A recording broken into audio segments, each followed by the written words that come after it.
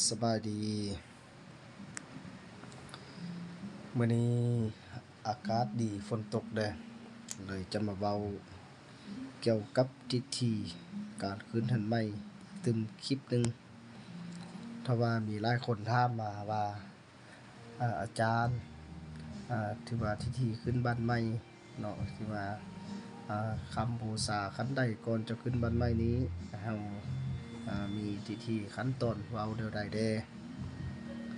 จันได้ตำรับตำราหรือว่าครูบาอาจารย์กาหลายอาจหลายองค์หลายคนหลายพานก็อาจจะบ่คือกันการนำใส่หิน12ของ14หรือว่าวัฒนธรรมของหินแต่ละคงเขตก็บ่ได้คือกันส่วนข้าพเจ้าที่ได้ศึกษาหำเรียนและเอาไปนำใช้อยู่ปัจจุบันนี้เนาะก็คือดังนี้ว่าก่อนที่เฮาจะขึ้นเรือนใหม่นี่เฮาก็ได้แห่ออมหรือว่าบ่แห่หรือว่ามีขบวนการต่อพามหลังจากต่อพามกันแล้วก่อนจะขึ้นบ้านใหม่นี้มันก็จะมีพิธี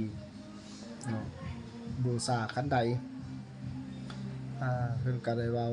ให้เจ้าของบ้านเจ้าของเรือนยกขันหาขึ้นแล้วว่านะโม3เทื่อหลังจากนั้นก็ได้กล่าวคำว่าสาธุเด้อเจ้าผู้บันไดแก้วค้าข้อทองเที่ยวถึงอย่าได้มีเวรกรรมบัดหาตีนสูญเจ้ายามเมื่อสายยิ่งขึ้นทูไทยเอาตีนไทยอย่าได้เป็นบาปหายน้ำเสียนอย่าทางตีนยามเมื่อโจรมันขึ้นเทิงเฮือนให้เจ้าไล่เด้อให้เจ้าห้องเฮียกอื่นเจ้าของบ้านให้ตื่นมาอันนั้นแม่นคำบูชาคันใดหลังจากนั้นก็ได้เว้าต่อไปอีกตึมว่าอิติปิโสภะคะวายาตายามดีวันจันทร์ใส่ซี่สวัสดีลาโทนะโมพุทธายะสาธุ3เทื่อแล้วก็จึงขึ้นสู่คันใดเนาะการเหยียบคันใดนั้นก็จะมีที่เว้าแล้วก็มีขั้นตอนอีกตึมกล่าวที่1กล่าวที่2จนฮอดกล่าวที่9อันนั้นแม่นจะได้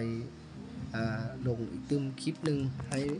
บรรดาทานได้ติดตามนำกันหากว่ากัดเว้ากัดว่าหรือว่าบ่สอดคล้องก็คอมเมนต์ติเตือนกันมาเพื่อจะได้ไปปรับปรุงแก้ไข